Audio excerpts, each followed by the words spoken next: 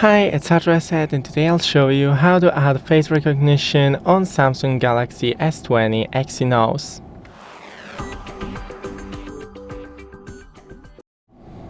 So first, open the settings, find security and privacy, then scroll down to biometrics and face recognition.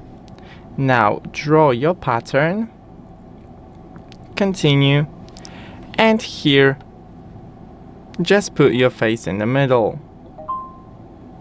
And that's pretty much it. Now we can check if it's working.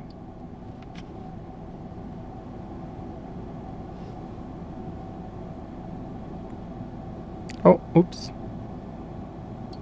Oh, it is working.